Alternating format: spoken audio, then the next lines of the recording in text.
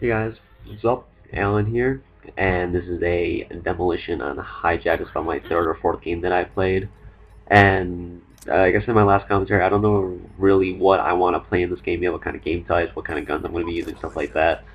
So, I'm going to be giving you guys a multitude of games, different game types, different guns, different score streaks, kill streaks, and whatnot. So be looking forward, yeah, be looking forward to that.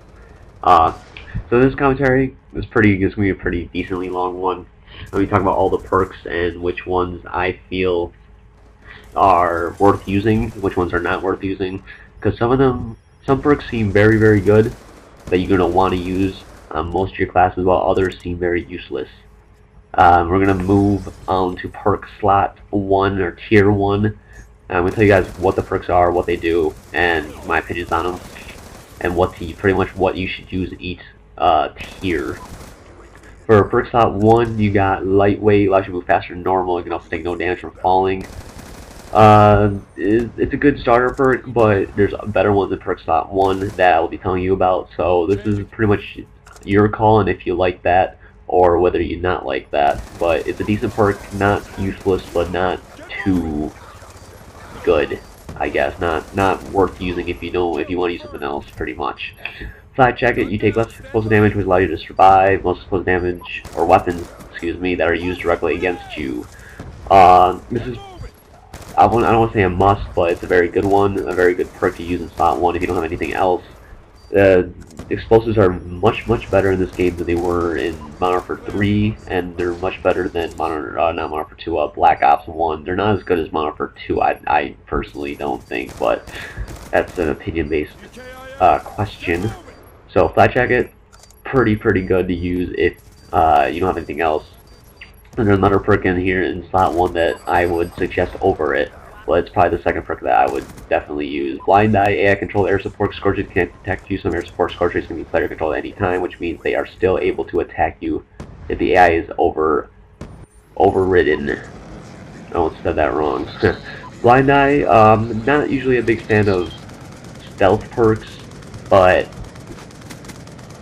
I will be using a stealth perk in this game. I was a huge advocate for not using Assassin Pro because it was way too good, but they really divided up the stealth perks in this game, so I'm not too against them.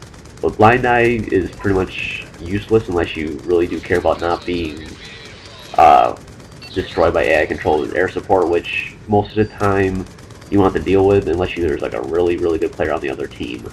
So that's pretty much, you might just want to have one class with that, but I don't know. That's pretty much an opinion-based perk right there, if you like it or you don't like it. I personally won't be using it.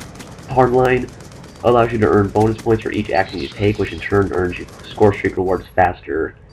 So this is pretty much just like always, you earn your streaks faster, which is always a good thing, especially if you have higher ones. Even if you have lower ones, it's always good to use, so I would suggest using this if you have nothing else that you want to use. If you have the wild card, you can only use this and something else in perk 1. So, it's a good perk.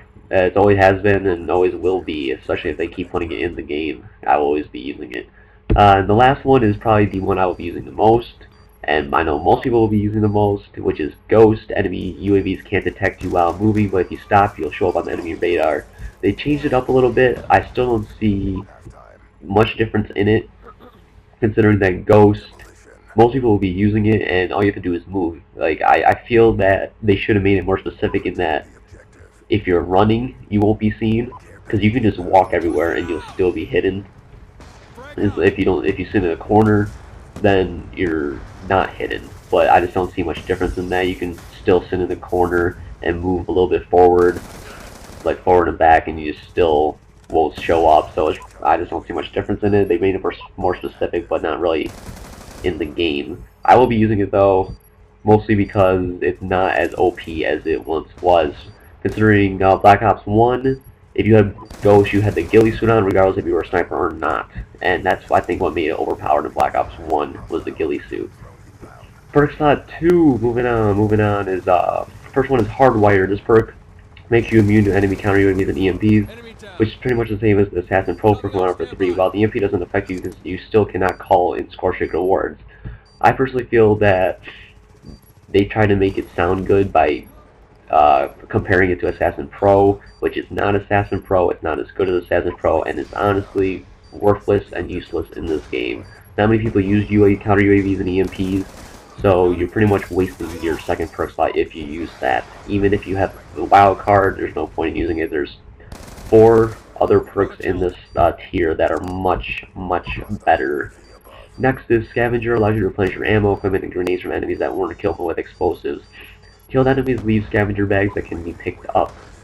Now this is just pretty much just like old Scavenger. I don't feel like it's as good as it used to be, because you can only pick up scavenger packs from people that you have killed with your weapon or the knife. There's no explosive ammo packs, so this is a toss-up. I'll probably use it in a couple classes, but it's not as effective as it used to be. It's probably a good perk to use if you have the wild card. Cold-blooded makes you invisible to enemy targeting systems, which include equipment such as the dual band, target finder, sensor grenade, and MMS. Enemy player control air support scores these rewards. Also can target you normally. Now it's pretty much a toss-up, like Blind Eye is in tier 1. If you like being hidden a lot, you'll probably be using this. If you don't care too much, I would suggest other perks in this slot, such as Scavenger and 2 of the future perks I will be talking about. So this is pretty much your call on if you want to use it or not. I personally will not be using this on any class. It doesn't seem too worth it, even with a wild card on it on tier 2. Next, Fast Hands. Allows you to swap your weapons faster. Normal equipment and grenades can also be used faster. You can also safely throw back enemy grenades. Now this I would say is good for certain classes such as shotties or snipers. Other classes, you can use it. You don't really need it. I personally think with a wild card, it's probably a good second perk behind Scavenger, but I don't really feel it necessary to use unless it's a shotgun or a sniper. So I'll probably be using a certain classes just like I said, but you can use it if you want.